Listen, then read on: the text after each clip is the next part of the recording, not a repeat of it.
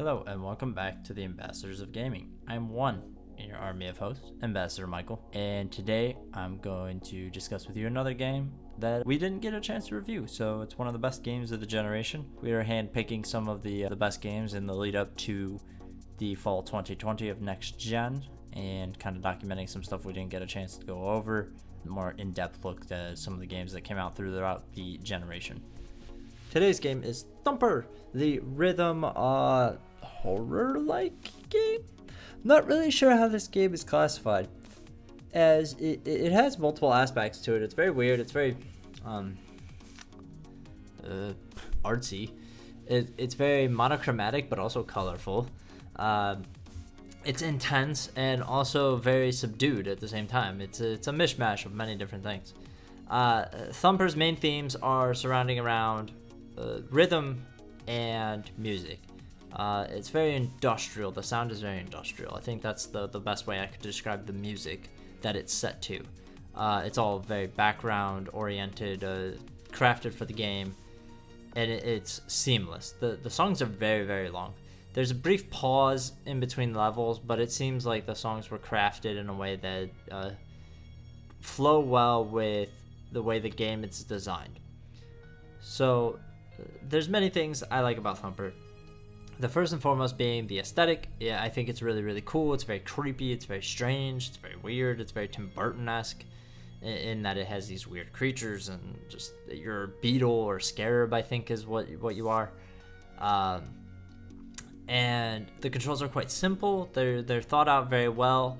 There's a giant learning curve. The game starts out fairly difficult and ramps up to be very, very difficult. When I've gone back and when I went back to get footage for this game, I kind of had to start at the lower levels because I was having difficulty kind of trying to keep up, even with muscle memory. And so it's designed very intently. It's done very well. I have a lot of respect for Thumper as well because they went back and they added a VR mode to it, which is a lot of work. It's not easy, and they offered it for free. They just expanded the game with that. And it's one of the very few games where I think it's definitely worthwhile to play in VR because it situates you in a point where you can play for a little bit and hop out of VR because it's really, really difficult to stay in VR. I know like we as gamers, we're used to very long sessions, like 5-6 hour sessions, sometimes upwards of 8 to 10 for some people. But with VR, you can I top out at like 2 hours at most. And it's just difficult. It's very straining on your eyes. It's very hard on your pupils because it's just beaming light and directly in your freaking brain. Especially with this game because there's a lot of flashes, a lot of sound, and so when you play it in VR with headphones and the headset and the controller, it's a totally different experience, and it's a very intimate experience. And that's not a sexual way of saying it. It can be if that's what you're into, but. It's just such a strange and unique game, and I think that's why it's so important to talk about because I don't feel like in the last handful of years since it came out it's gotten the type of love that a lot of these other types of games that we've talked about and put videos out about have.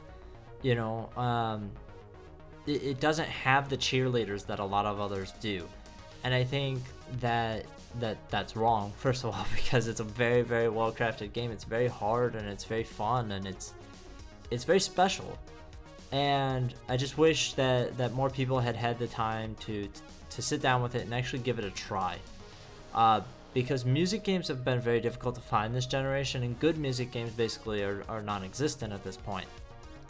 And so for them to come out with something that's so unique and so interesting and so creepy, I'm glad that it exists. I'm glad that it came out, and I'm thankful that the developers went with their vision of it. And I just think it's a worthwhile experience for people to even try. I'm not quite sure what the selling point is right now. I'm pretty sure it's on PlayStation, Xbox, PC, and it may be on Switch at this point. I haven't confirmed. I think it's on Switch though. But the point is that it's accessible and it should be relatively cheap given that the game is been out for quite some time. If you have a VR headset, I would recommend you buy it on PS4 or on Windows so that you can play it in VR and get that type of experience I was talking about, because I can't really relay that experience other than talking about it.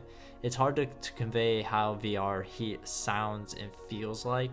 I can do my best to explain it to you, but until you sit down and you actually try it out, there's not much I can really say that will give you an accurate feeling of what that's like.